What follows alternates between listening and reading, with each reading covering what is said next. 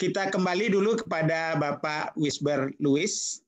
Beliau adalah duta besar di PBB dan di Jepang, dan juga pendidik para diplomat yang banyak sekali dirasa jasanya oleh para diplomat muda nih. Silakan Pak Wisber. Mudah-mudahan sudah bisa bergabung dengan kita.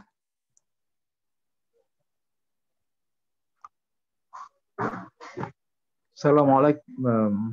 Bismillahirrahmanirrahim. Assalamualaikum warahmatullahi wabarakatuh. Suara saya kedengaran, Pak? Kedengaran, Pak. Kedengaran. Suara jelas, wajah jelas. Waalaikumsalam warahmatullahi wabarakatuh, Pak. Baik, Pak. Terima kasih. Saya tadi terlambat karena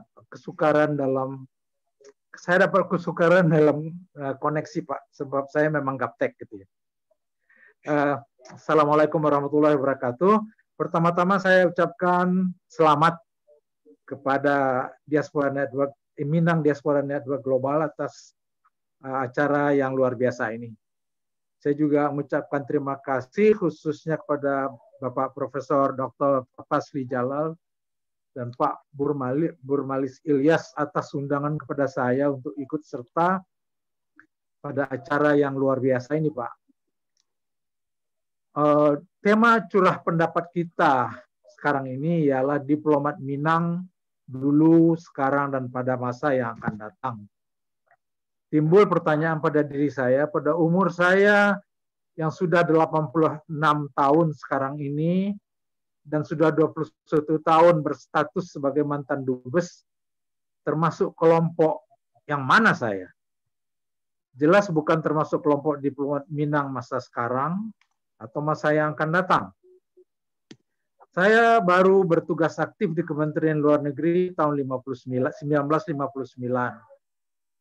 Walaupun saya sudah terafiliasi dengan Kemlu sejak tahun 1954. Mula-mula sebagai mahasiswa Ikatan Dinas selama 3 tahun di Jakarta, kemudian sebagai pegawai negeri tugas belajar di Universitas Gadjah Mada, Yogyakarta, sampai tahun 1959. Dan baru semenjak tahun 59 itu saya bekerja aktif sebagai birokrat di Kemlu. Menurut hemat saya, yang dirujuk sebagai diplomat Minang masa dulu, pertama-tama tentu para tokoh Minang yang telah berperan dan berjasa besar dalam diplomasi memenangkan perjuangan kemerdekaan Republik Indonesia dan untuk mendapatkan pengakuan internasional bagi kemerdekaan tersebut. Yang pertama-tama harus disebut dalam konteks ini tentu nama mantan Wakil Presiden Muhammad Hatta. Salah satu karya besar diplomatik beliau ialah memimpin delegasi RI dalam perundingan-perundingan di konferensi Meja Bundar, dan sebelumnya perundingan-perundingan dengan pemimpin-pemimpin dari negara-negara bagian yang kemudian bergabung dalam BRICS. Berikutnya tentu harus disebut nama mantan Perdana Menteri Sultan Syahrir. Beliau memimpin perundingan awal dengan pihak Belanda, memimpin delegasi konferensi antar Asia di New Delhi tahun 1947, dan ke sidang-sidang Dewan Keamanan PBB tahun 1947 yang membicarakan agresi militer Belanda. Dalam satu nafas tentu harus disebut nama Bapak Haji Agus Salim yang telah berhasil memimpin delegasi RI untuk mendapatkan pengakuan bagi Republik Indonesia di Liga Arab, Mesir, dan di beberapa negara lain di Timur Tengah. Beliau juga sempat 4 kali diangkat sebagai Menteri Luar Negeri, yaitu dalam Kabinet Amir Syarifuddin pertama tahun 47, Amir Syarifuddin kedua, dan dalam Kabinet Hatta ke-1 tahun 48 dan Kabinet Hatta ke-2 tahun 49. Sebelumnya beliau juga telah menjadi Menteri Muda Luar Negeri dalam Kabinet Syahrir kedua tahun 46 dan Kabinet Syahrir ketiga tahun 46 dan tahun 47. Kita harus juga menyebut nama-nama putra Minang yang setelah aktif dalam perjuangan pergerakan kemerdekaan, selanjutnya juga aktif dalam lapisan pimpinan diplomasi Indonesia. Dapat disebut umpamanya nama Mr. Sultan Muhammad Rashid, mantan gubernur militer Sumatera Tengah dan menteri dalam pemerintahan darurat Republik Indonesia. Beliau kemudian menjabat sebagai Sekjen Kemlu dan sebagai Duta Besar. Dr. Abu Hanifah, beliau bekas menteri dan juga Duta Besar. Mr. Datuk Pemuncak, Duta Besar. Dr. Yusuf Ismail, Duta Besar. Dan Ibu Mr. Laili Rusad, Duta Besar. Generasi tersebut langsung disusul sejumlah diplomat Minang yang memimpin perwakilan di luar negeri sebagai duta besar atau jabatan diplomatik senior lain.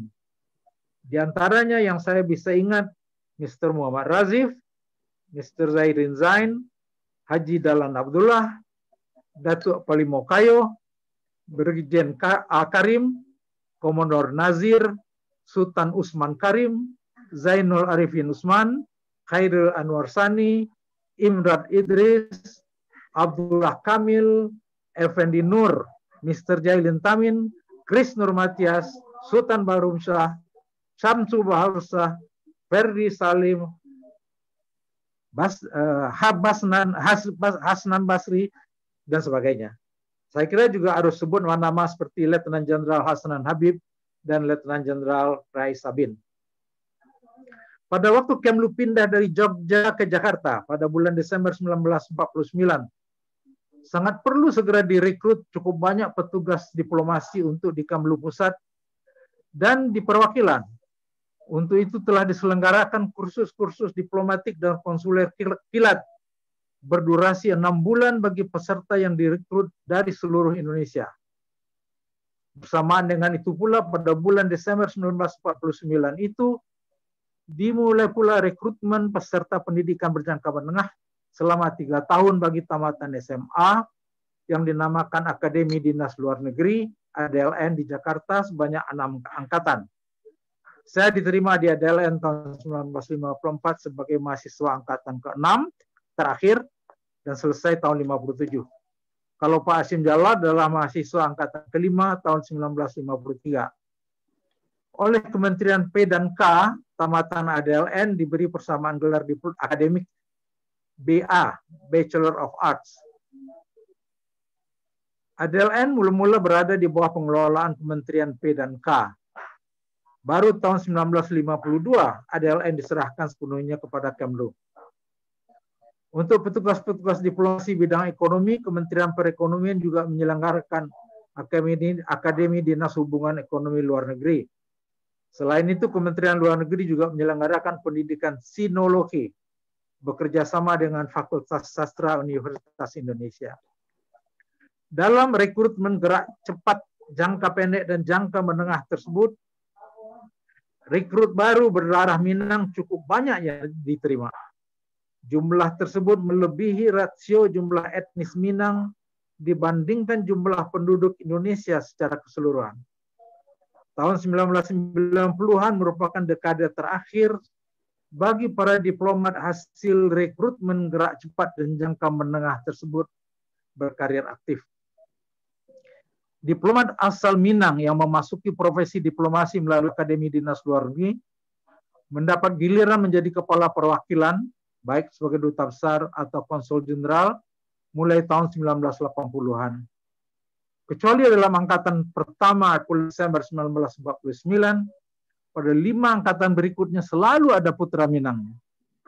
Dapat disebut nama-nama seperti Khairul Karuma Putra, Haji Jalaluddin Hasan, Yanwar Marahjani, Zuwir Jamal, Muhammad Hatta, Bustanul Arifin, Azhari Bur, Abdul Salam Ghani, Ambiar Tamala, Hasyim Jalal, John Muzhar, Abdul Hadi, Abdul Latif Taman, Ahmad Nur, Bur Mauna, Dalindra Aman, Jamaris Burung Suleman, Buyung Suleman, Izhar Ibrahim, Yunizar Yakub, Sri Andalia Yeni. Ya, Pak dan saya ambil Pak Wilutan juga Pak Iza lagi.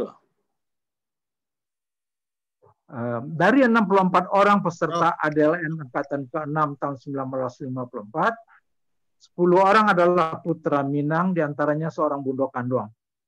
9 orang berkarir sampai menjadi duta besar dan seorang hanya sampai konsul jenderal karena meninggal sebelum mendapat kesempatan menjadi duta besar. Yang kita rujuk sebagai diplomat Minang itu tentu bukanlah hanya mereka yang langsung datang dari Sumatera Barat.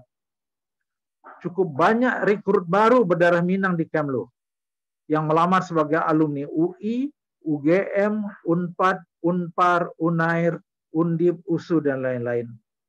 Dalam pengalaman saya sebagai widya iswara di sekolah-sekolah Kemlu sejak 1999 sampai 2018 dan sebagai panelis dalam seleksi ujian masuk, kasus seperti ini tidak lagi merupakan sesuatu yang luar biasa. Bahkan ini sudah terjadi sejak zaman masa awal, karena perantau Minang memang sudah tersebar di seluruh Indonesia sejak lama. Umpamanya ketika pada tahun 1954, dari 10 orang Minang tamatan SMA yang diterima di Adelan angkatan ke-6, 1 orang datang dari Jakarta, 1 orang dari Medan, 1 orang dari Malang, 1 orang dari Solo, 2 dari Padang, dan 4 dari Bukit Tinggi. Menurut hemat saya, sebenarnya profesi diplomasi memang sangat cocok bagi orang Minang.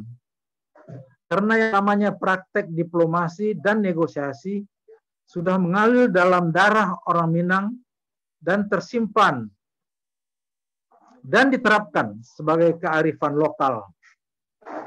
Di dalam kehidupan sehari-hari, sejak dini anak-anak Minang sudah diperkenalkan dengan kearifan dan kaidah-kaidah yang secara universal diterapkan dalam diplomasi dan negosiasi.